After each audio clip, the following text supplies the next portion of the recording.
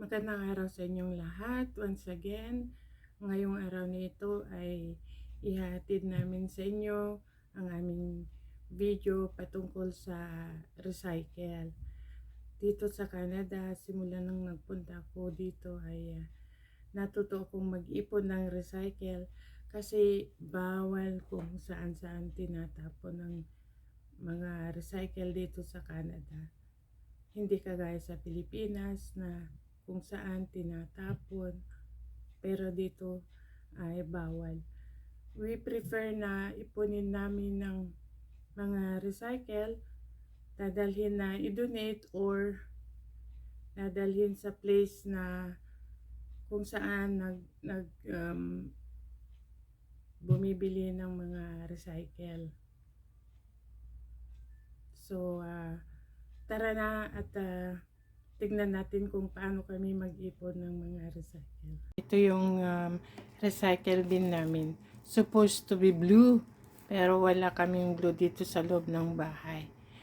Anyway, bago namin ilagay dyan, kailangan namin make sure na wala nang laman sa loob. And then, ito pipit-pitin namin. Ayan. Kailangan mapitpit lahat ng mga recycles at dapat malinis lahat bago natin dalhin sa kumpanya na kung saan bumibili ng mga recycles. Dito sa amin ay maraming company na bumibili ng mga recycle. Instead na ipagtatapon kung saan-saan ang mga pinag-inuman natin ng mga juice or pops, ay ipunin na lang natin. Nakakatulong pa sa konting financial at kalinisan sa ating kapaligiran. Wala dito sa amin ang nagtatapon ng mga recycle. Everybody ay nag-iipon ng mga recycles nila.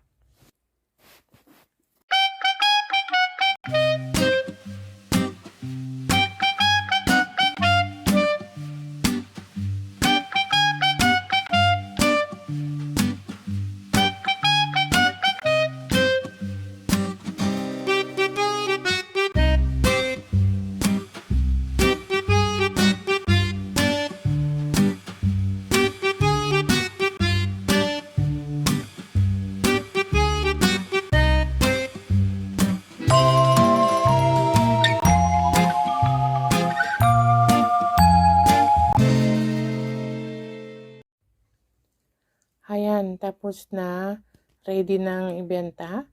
Dadalhin na namin sa sasakyan. Mga kababayan, hindi po nakakababa ng pagkatao ang mag-ipon, magpulot, o magbenta ng mga recycles. Kasi dito sa Canada, mga mayayaman na tao or mayayaman na family ay mahalaga sa kanila ang recycles. Iniipon nila, i-donate or binebenta.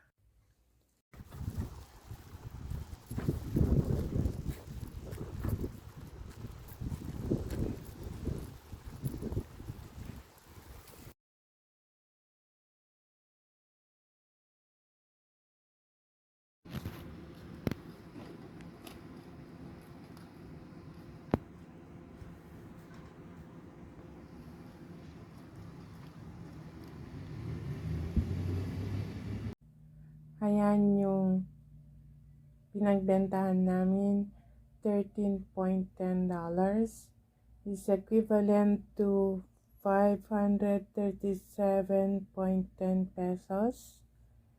Sa Canada naman, Canadian dollars, kung ibibili mo ng gas or gasolina, yung $13.10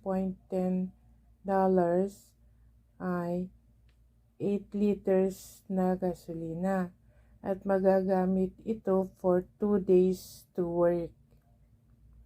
Yan ang nagamit namin na juice for more than a month. Hindi kami kasi gumagamit or umiinom ng maraming juice. Kaya yan lang ang napag-inuman namin. Konti lang na recycles. So, yan lang ang video namin sa araw na ito. Thank you for watching. Please like, share, and subscribe. God bless you all. Bye.